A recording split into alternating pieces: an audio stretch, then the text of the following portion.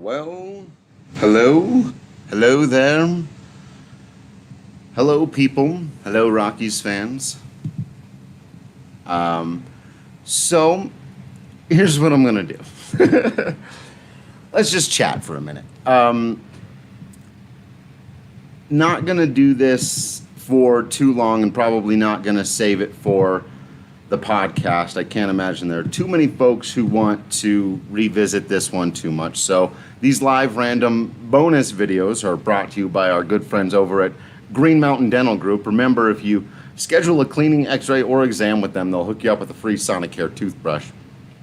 But I figured I'd just talk through some things and answer some questions today. And, this was obviously the ugliest loss so far of the season for the Rockies, a 13-6 defeat at the hands of the Houston Astros.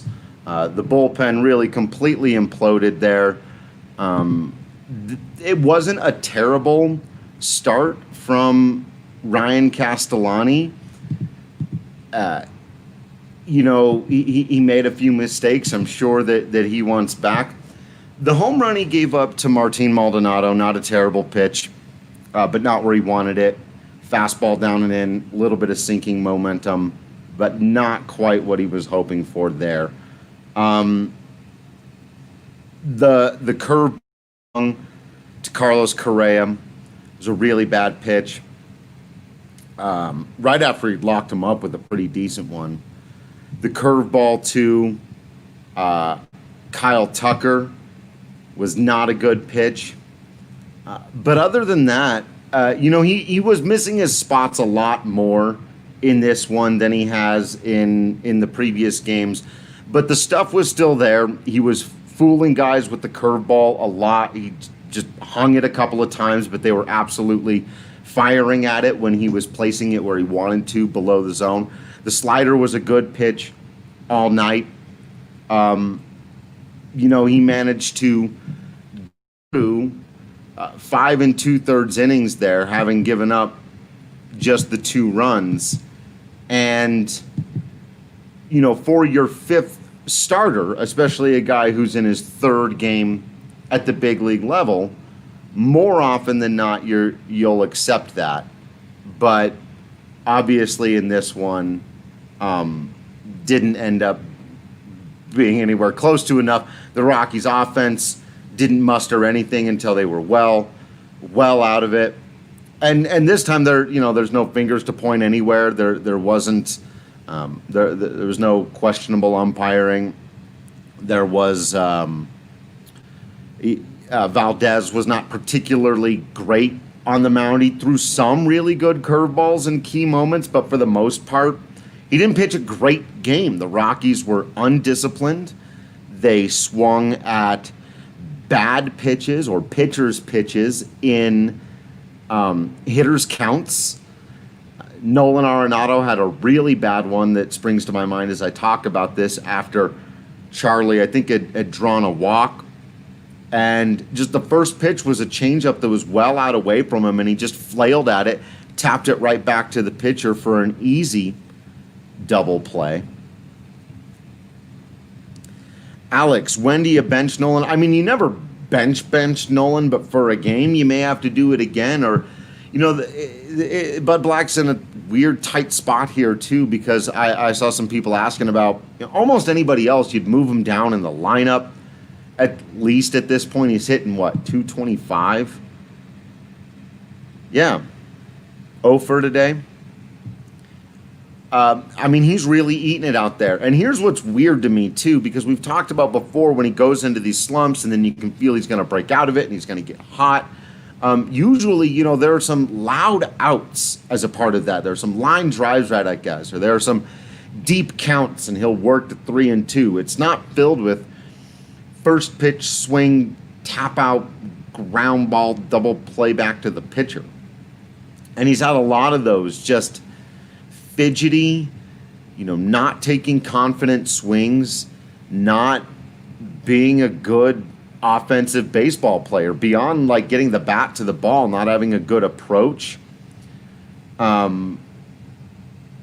just a brutal stretch right now for Nolan Arenado, and I'm not as confident as I could be, as I have been at other times of like, well, he's going to come out of this and he's going to look great. The career numbers tell you that at some point he's going to have a hot stretch, right? But through process right now, it doesn't look good. You can't say, well, just stick with your process the way that, I've been saying like about the Rockies starting pitching for the team as a whole. If they continue to get good starting pitching, they're going to be in games and they're going to win a lot of those games. And if you were in at bats, Nolan Arenado and David Dahl had been this way this year until going on to the 10-day IL. McMahon at times, but he's much more now in at bats, right? His numbers aren't great, but the strikeouts have come down a bit, and he's in the at bats through the process. You can look at Ryan McMahon and go, okay, you're not eating it the way you were before. But Nolan Arenado is just, I don't know what to do. So yeah, bench him for a game, and maybe even do it here and now before you start up against the Dodgers. But you can't bench him for more than a game, ever. And moving him down in the lineup is only going to mess with the guy's confidence that much more. But Nolan's got to get it going. This team can't contend without him. That's simple. He's the superstar player. He's getting paid superstar money.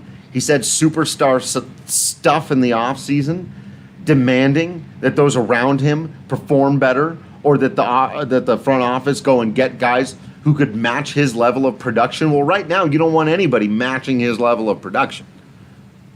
So he has to get it together.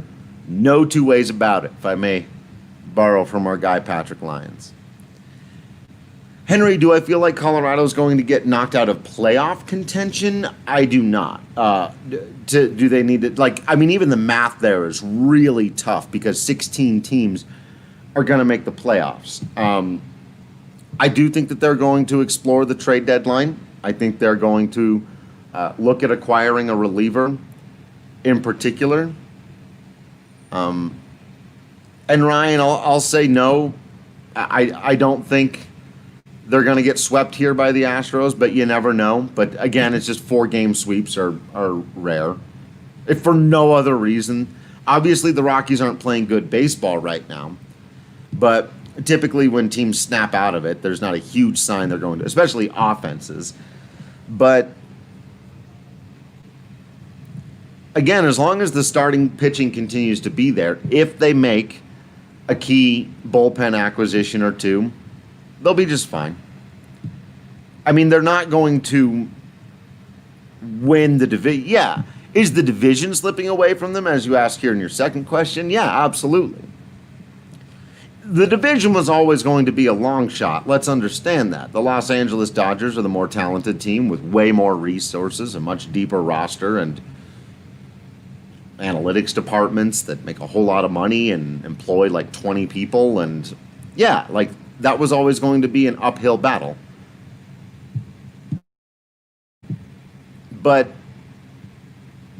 that's not totally gone. It's a short enough season that what you need there is for the Dodgers to go through a cold stretch, which can happen. But honestly, chasing the NL West division title, the only thing the Rockies really need to do this regular season in making the playoffs, because again, I think they're going to make the playoffs. I think they're going to make the playoffs relatively comfortably. What you don't want is to make the playoffs as that last seed or that second to last seed and have to play either the Dodgers or, whoever else might get really hot here. I guess the Cubs could be. Really, you just want to avoid the Dodgers in the first round, which is going to be easier this year than it's ever been before because of the formatting, because they're not going to naturally, inherently be the wild card team if they don't win the division. So the real trick here is just avoiding that scenario where you've got to play the Dodgers, or I guess maybe the Cubs if you feel like that's a bad match. The Braves, they might be that next team. But that's the other thing too, is we've all kind of got our brains established for old school baseball, and I do it too. I've had a number of these, and I'm trying to retrain my brain, and but it's not just the NL West that we have to take a look at anymore. It's who are the teams running away with the National League? Because the Dodgers are out there now very comfortably with their 18-7 record, but the Braves had a bit of a slow start. They're 5-5 over their last 10, so they're not exactly hot, but they're there at 14-11. So, the Rockies at 13-11. The Cubs, as I mentioned, now at 16-8. They've been great, but other than that, there's nobody else in the Central with a winning record. So the Cardinals and Brewers are hanging out. The Cardinals haven't played as many games, and they're going to have stuff to make up. The Reds, after a little bit of a hot start, have cooled off. Nobody in the East is going bananas crazy good. And so, it's got to be about maintaining. And as it stands right now, the Rockies trying to stay in the top half of the National League. It's much more like a basketball conversation, right? Like very much a basketball conversation of just stay in the top half and try to get home court throughout the playoffs. We got to retrain our brains to this stuff, because not being able to catch the Dodgers just isn't as punishing as it used to be. So, it's a rough stretch. They'll recover from it. The question is just how much. Ryan, the question is Bud Black on any kind of hot or even warm seat? He seems above reproach for whatever reason. And I think, Ryan, it's simply because he's the most stable manager they've ever had in the history of their ball club. And, I know he makes questionable decisions. Every manager makes questionable decisions. And there could be a deeper debate about Bud Black. Just crossing the bar of the best the Rockies have ever had is not necessarily, right, the highest bar to cross. But I do think that he rightfully gets a ton of credit for the pitching success of guys like John Gray and Germán Marquez and Kyle Freeland and Antonio Senzatella. The young guys, essentially, right? The guys who've really come up under his tenure.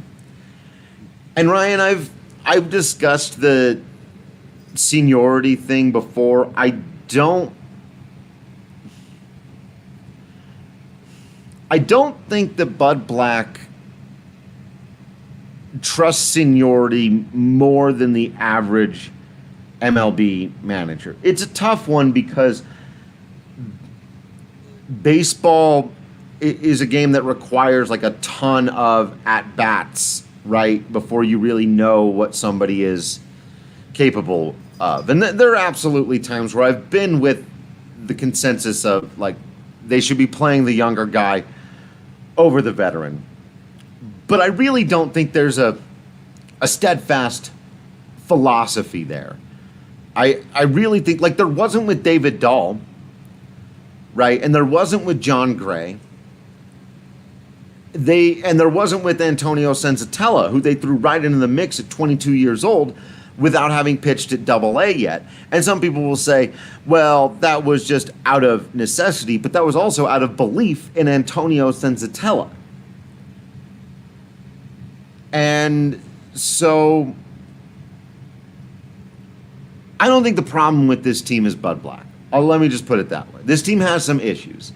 And as much as I'm somebody who still thinks they're going to contend in that, at least for, again, that top half of the National League, and as much as I'm somebody who has quote unquote defended, or rather, I would say, made arguments using facts that happen to support the case of Jeff Bridich,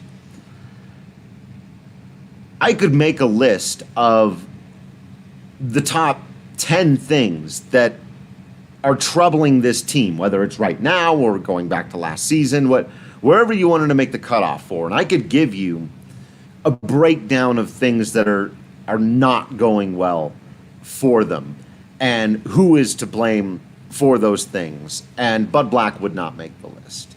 Like, again, I've questioned his decisions individually here and there. The Wade Davis game I put almost squarely on the shoulders of Bud Black.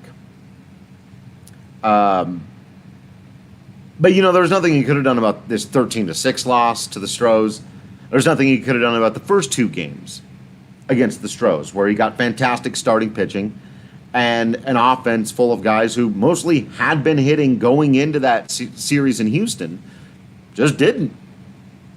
Some of it in Game 2 was Zach Greinke. A lot of it in Game 2 was Zach Greinke. And a lot of it was terrible strike zones I went through. But, they didn't have any of those excuses tonight. Legitimate as they were in the first two games, the Rockies just hit like garbage in Game 3. All the way around. Except my boy. Raimel Tapia out there getting base hits. Other than that, they were bad. They were just bad. And I'm not making excuses for that. I wouldn't. As much as people think I make excuses, I'm here to point out the facts. My analysis may not line up with other people's, but it is fact-based. And so, yeah, Asiel, I agree with that. The next two series will really tell us where they're going.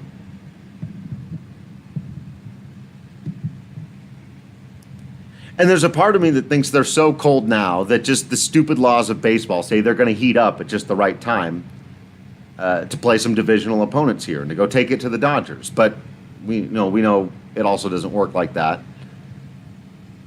Well, and Ryan, here's where I often have these disagreements with people, right? So you say the starting pitching has been so above expectations, and I say they have been mildly above mine.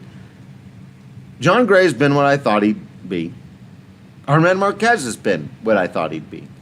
Kyle Freeland has been slightly better than I thought he would be. And Antonio Senzatella has been, and I really do mean slightly better than I thought he would be. But if you listen to the podcast, if you read the site, you know that I've been a massive proponent of Antonio Senzatella during the offseason, thinking that he was going to do this stuff. And so I get why people are surprised in general that Rockies pitching, in big gigantic quotes and block letters, right? Rockies pitching is good. And we've seen the bullpen fall back to earth. The bullpen at the beginning of the season surprised me, and now not surprised. Boy, they could use Scott Oberg, couldn't they? Couldn't they use Scott Oberg?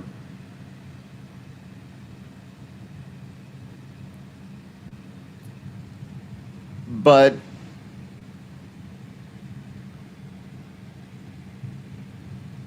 I don't think the starting pitching is going to have a massive collapse anytime soon either. Freeland, again, back to our conversation about process when I was talking about Nolan Arenado and just how terrible he's been. And right now, it's terrible because of a terrible process, where his slump early in the season was terrible because he was just a little bit out in front and he was running into a little bit of bad luck and a couple other things here and there, but not really bad process. So you knew he was going to come out of it. And then he did. And then he went back into a slump, and now his process looks awful, and I have no idea. Freeland's process looks fantastic. German Marquez's process looks fantastic. Gray's process has been very interesting. Gray, and we've talked a lot about it, right? Gray's process has been the velo isn't there, and so he's searching for it, throwing more sliders, looking for wipeout stuff, but locating more often than not. And so process-wise there are concerns with the velo, but as long as the command hangs around where it's been and the slider stays a good pitch, then he'll be, at worst, a number 3 quality pitcher, which is what he's been, right? And then Senzatella, 100% the process. It's 1,000 times the results of what he's doing. It's not at all luck. and it's not at all he's catching guys off guard, and he's throwing 97 on the edge, and he's backing it up with a wicked slider and curve. And when he gives up runs and hits, it's because he's hanging the slider or curve. Like, Antonio Senzatella's results have been about as true as any results I've seen this season. Like, when he's getting his outs, it's because he's pitching remarkably well. And when he's getting hit just the little bit that he has, it's because he's hung a couple. Wild the Innocent, I do think John's velo will come back. It has before. I worry a little bit about the dead arm stuff. But I get why it's hard to believe in any of it. I do. I get why it's hard to believe that John Gray will be fine. Or that Marquez, is going to stick around in the sort of top 5 or 7 pitchers in baseball conversation. Just the idea that any Rocky would do such a thing is just, if you've been following the team as long as I have, I get why it's counterintuitive. If you've been following the team as long as I have, that means you've always been following the Rockies for their entire existence. And, right, Asiel, nothing is fine right now. Everything hurts. They're playing crap. They're also getting unlucky. It is a game of insufferable patience. That's right. It's designed to hurt everyone involved. Everyone fails more than they succeed. The Dodgers have won 6 divisions in a row but can't win the World Series. The Yankees, who are those perennial contenders, haven't won one in forever. The teams that do sneak in and win the World Series. Patrick Lyons and I were having this argument today about, building long windows of contention, and can these small market teams do it? And I was talking about how baseball is just a game that's dominated by the Yankees, the Red Sox, the Dodgers, and the Cubs. And, he was pointing out, Royals, Giants, these guys won the World Series in the last decade, Nationals last year. Now, we don't know about the Nationals, but look at where the Royals and the Giants are now. That's the price they paid for those runs. Now, the Giants got 3 World Series out of it. That might be about as best as anyone has parlayed a window of contention. But that's the thing. Those 4 teams get to be perennial contenders. The Yankees, the Red Sox, the Cubs, and the Dodgers. They get to be perennial contenders. Everybody else has to play with windows of contention. And you try to make it as long as you can or do as much as you can with it. Wild the Innocent, I don't know if the Astros window is closing. I'm not sure. Because of money, right? Because of the money structure, because of the economics of baseball and the long history of it. And there's some romanticism to it. I've said before, it does make it sweeter for that moment. The Royals, when they finally get there and win it. If you're, Rockies go on some magical run, if they would have pulled it off in 2007, or if, some things could have gone their way in 2018 and they'd have made a great run. It would have tasted so much sweeter because they play at a disadvantage. From a money standpoint, from a paying attention standpoint, and in their case, from an environment standpoint.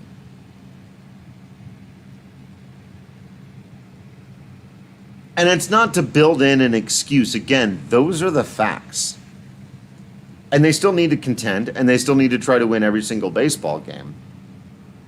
But almost everybody in baseball is playing a little bit of a disadvantage if they're not one of those 4 teams. At the very least, we can all agree on that. Ryan, yeah, they're not huge on selling off prospects, largely because all of the most successful teams in their history have been largely homegrown. And they've had such a checkered history of bringing in people from outside the organization, whether it's through free agency or trade, that has a track record. And you go, well, this guy should be good. He's been very consistent where you're talking about Jeremy Guthrie in Baltimore, or Brian Shaw in Cleveland, or Mike Hampton and Denny Nagel, or Even on the offensive side, Daniel Murphy, Ian Desmond, Jake McGee.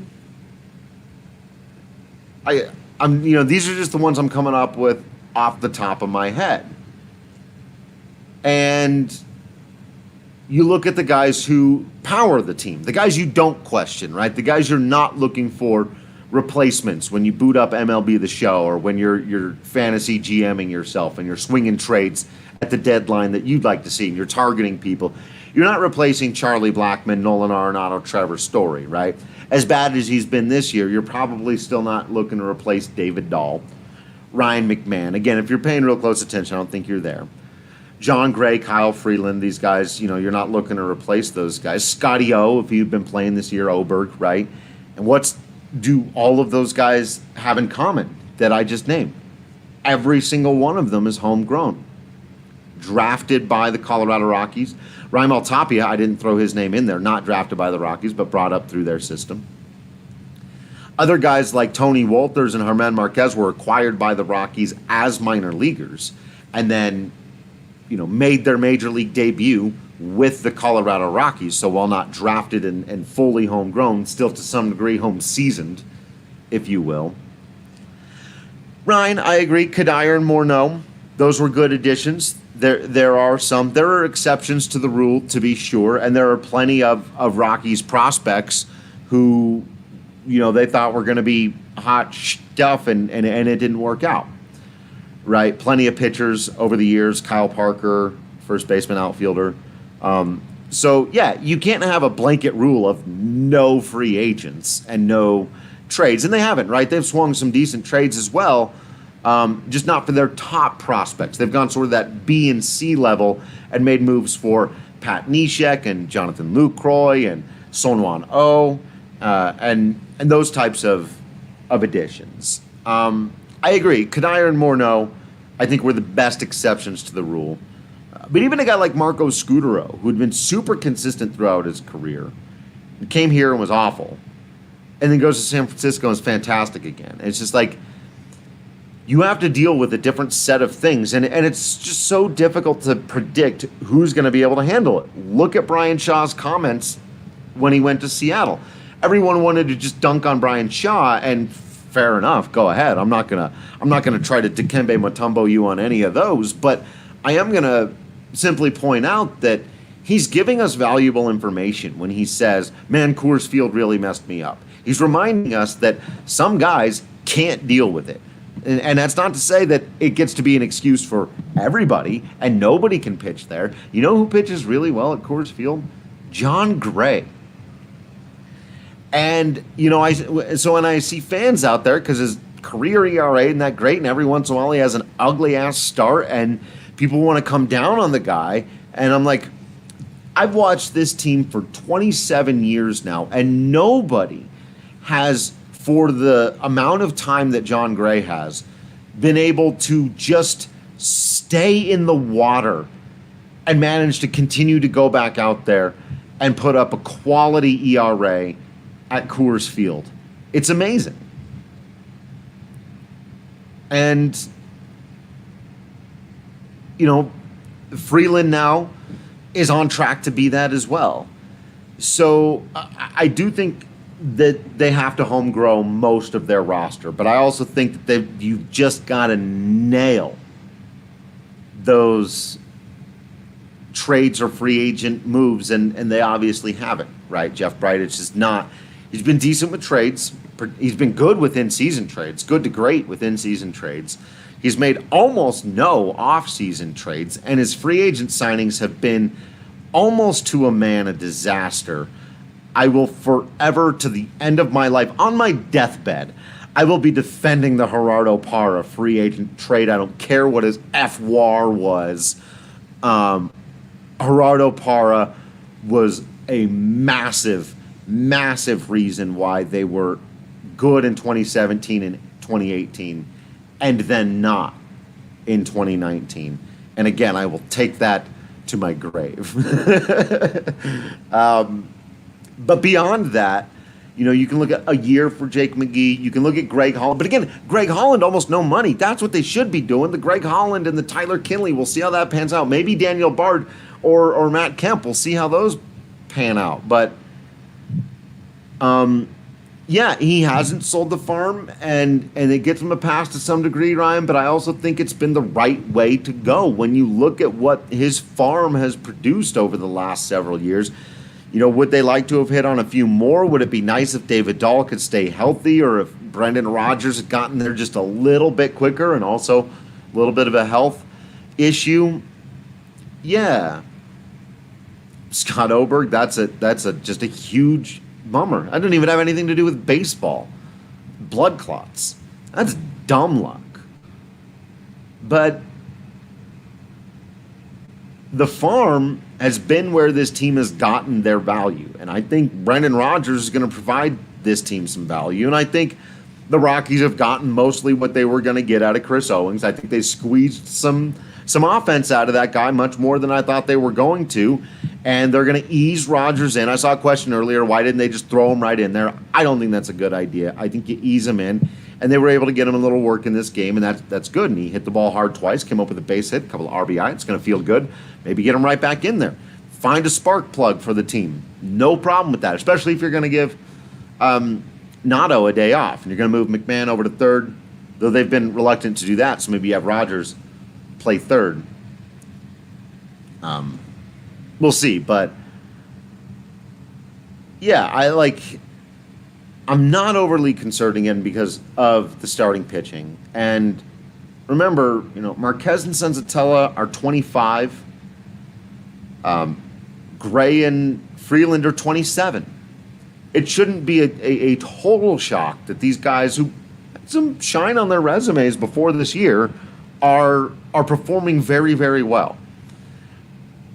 And I don't think any of them... No, I'll say this. I don't think any of them has pitched their best game yet. And I know Senzatella just had an 8-game shutout the other day. I don't think any of them has pitched their best game of the season yet. Ryan, I know that that blood clots can be very serious.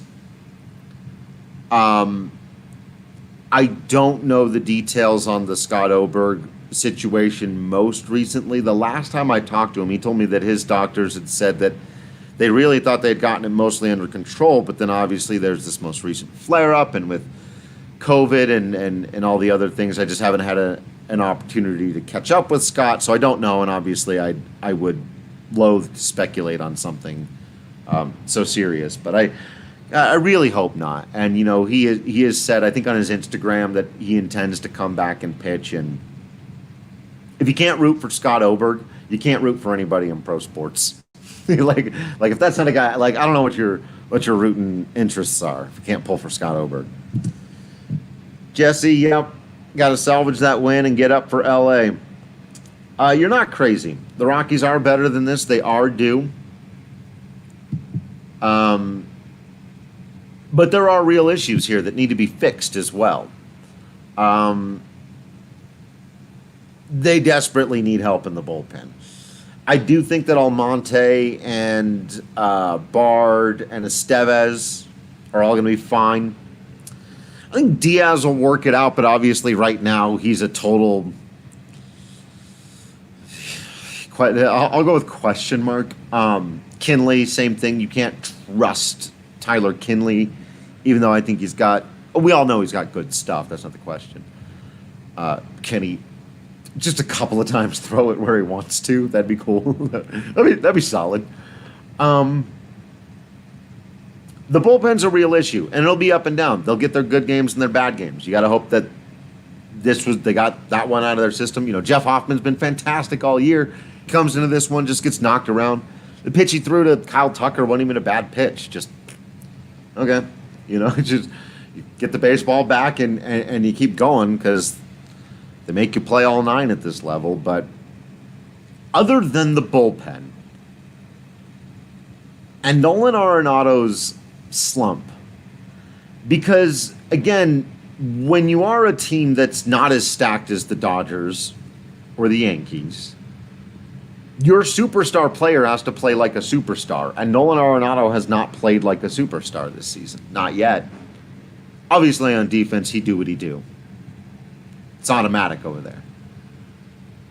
I hope not with Davis, you guys. don't put that thought in my head until let's cross that bridge when we come to it. But the bullpen is the only part of the team that I think has actual, like, fundamental flaws. We know what Nolan Arenado is capable of, just has to do it, and there's not much other way to pick apart the analysis than that. He just has to do it. And if he starts to do Nolan Arenado things, if the starting pitching remains good, then your ball club's going to win a decent number of 2-1 or 3-2, 4-2 baseball games and stay in the top half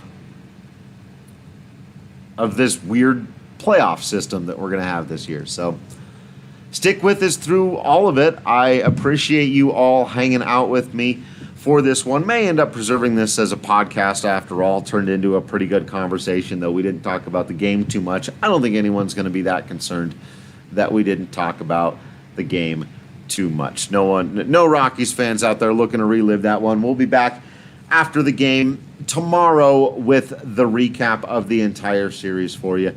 Thank you for listening into this. Make sure you're following us on social media at Drew Creasman, at Patrick D. Lyons, at DNVR_Rockies. Make sure you're subscribed to the DNVR.com so you get all of that written content. Yes, indeed, Ryan. Go, Avs, go. And make sure that you are subscribed to us on YouTube. You got to click that bell icon. You'll get a notification for whenever we go live. Other than that, I can only ask that you continue to be absolutely awesome out there. I will continue to be absolutely Drew Creasman in here. And until next time, I will see you at the ballpark.